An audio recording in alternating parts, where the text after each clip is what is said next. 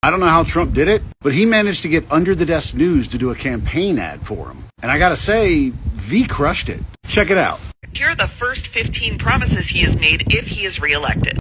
First, he promises that he will carry out the largest domestic deportation operation in history. Well, the current record holder is Obama, but I got faith Trump can outdo him. He will also ask for the death sentence for anyone convicted of human trafficking. If you're a person who opposes that, go ahead and speak up. We'd love to know more about you. He will close the Department of Education and return all education standards to the states to decide. You know what also returns to the states when they eliminate the Federal Department of Education? $84 billion per year. That's what we're spending to have a national Department of Education that doesn't do a fucking thing. Yeah, if you're opposed to the school systems having an additional $84 billion every year, go ahead and speak up on that one.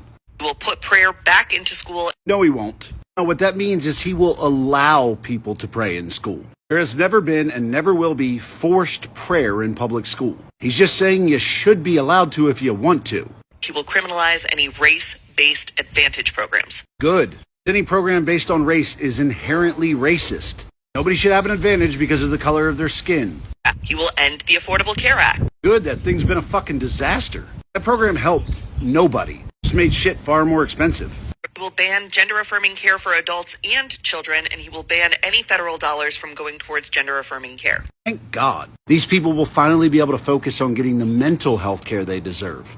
Which means anyone with government-provided health care will no longer be able to access gender-affirming care except for Viagra and Cialis. Since when did Viagra and Cialis become part of gender-affirming care? What the fuck is gender-affirming about Viagra and Cialis? Were you just throwing that in there to try to talk shit? Sorry, but there's nothing gender-affirming about boner pills. He will propose a constitutional amendment that gives a term limit to Congress. Oh, you mean that thing more than 90% of Americans support? And that constitutional amendment will pass faster than any amendment in history. He will deploy the Department of Justice to investigate the Biden crime family and any of his adversaries or political rivals. Oh, V, do we not know how quotes work? Because yes, he did say he was going to deploy the Department of Justice to investigate the Biden crime family. So the quotes were correct there. But the political rivals and adversaries part? Yeah, you don't need to quote that because you made that up. He will immediately pardon all of the January 6thers. Good, because the prison term given to those people was fucking ridiculous. He will increase the penalties for underage criminal offenders. I could go either way on that one, but I'm not really opposed to it. Strengthen immunity for police officers. Well, since they protect us, our government should be protecting them.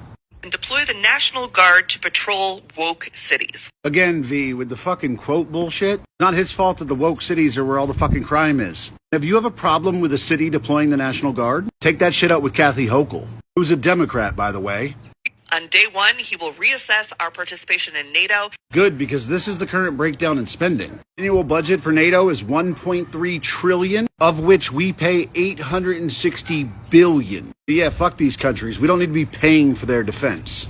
He will also restore the wonderful travel ban for Muslims coming to America. Oh my God, you're still trying to refer to that as the Muslim ban? Because what it really is a ban on travel to America from any country who does not do criminal background checks before issuing a passport. It's a ban on allowing criminals to fly to the U.S. Their religion doesn't fucking matter. He will remove all of the limits on American natural gas exports and drill baby drill for oil domestically. You recognize Biden's already doing that over the last 6 months, right? That's why gas prices came down for a little bit? Because Biden allowed for more drilling and more extraction of oil than at any point in our history. And yes, being energy independent would be fucking wonderful.